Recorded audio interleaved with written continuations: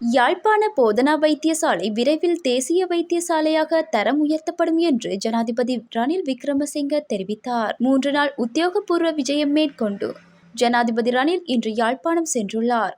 இதன்போது யாழ் பல்கலைக்கழக மருத்துவ பீடத்திற்கான மருத்துவ பயிற்சி மற்றும் ஆராய்ச்சி கட்டடத்தை திறந்து வைத்து உரையாற்றிய போதே ஜனாதிபதி இதனை கூறியுள்ளார். இலங்கையில் பல விசேட கடன் திட்டங்களை நடைமுறைப்படுத்தப்படவுள்ளதாக கைத்தொழில் அமைச்சின் செயலாளர் சாந்த வீரசிங்க தெரிவித்துள்ளார். எதிர்வரும் வாரத்தில் இருந்து பல விசேட கடன் திட்டங்களை நடைமுறைப்படுத்த அரசாங்கம் தீர்மானித்துள்ளது. இந்த கடன் திட்டங்கள் தொழிலதிபர்களுக்கானது. இதன்படி பிரதேச மற்றும் மாவட்ட மட்டத்தில் தொழில்துறையினரின் நிதி தேவைகள் கண்டறியப்பட்டு வணிக வங்கிகள் மூலம் மானிய வட்டி வீதத்தில் கடன் வழங்கும் வேலை திட்டங்கள் நடைமுறைப்படுத்தப்படும் என கைத்தொழில் அமைச்சு தெரிவித்துள்ளது.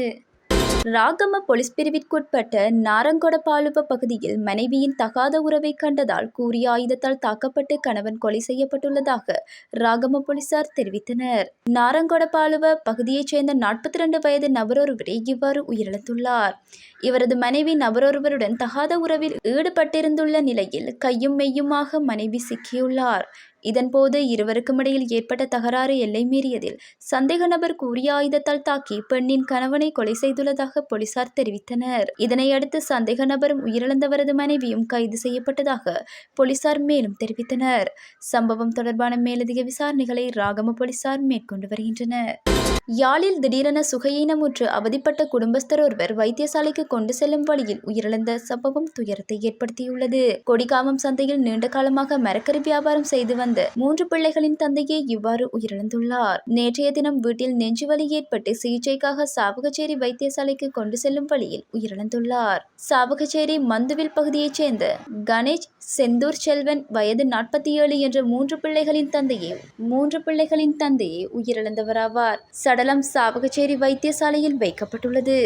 திருகோணமலை ஈச்சலம்பற்று வட்டவன் பகுதியில் இன்று இடம்பெற்ற கார் விபத்தில் யாழ்ப்பாணம் பருத்தித்துறையைச் சேர்ந்த சிறுமியொருவர் பரிதாபமாக உயிரிழந்துள்ளார். 6 வயதுடைய நிதர்ஷன் ஆதித்யா எனும் சிறுமி உயிரிழந்ததுடன் இச்சிறுமியின் சகோதரனான 4 வயது நிதர்ஷன் அதிரேஷ் எனும் சிறுவன் படுகாயமடைந்துள்ளார். இவ்வாறு படுகாயமடைந்த சிறுவன் மூதூர் தள வைத்தியசாலையில் அனுமதிக்கப்பட்டு மேலதிக சிகிச்சைக்காக திருகோணமலை வைத்தியசாலைக்கு அனுப்பி வைக்கப்பட்டுள்ளதாக ஈச்சலம்பற்று போலீசார் தெரிவித்தனர். யாழ்ப்பாணம் பருத்தித்துறையைச் சேர்ந்த கணவன் மனைவி இருவரும் 2 பிள்ளைகளுடன் மட்டக்களப்பு நோக்கி பயணிக்கையிலேயே குறித்த கார் வேக கட்டுப்பாட்டை இழந்து பாதையை விட்டு விலகி விபத்துக்குள்ளாகியுள்ளது. எனினும் கணவன் மனைவி இருவரும் காயங்களின்றி உயிர் தப்பியுள்ளனர்.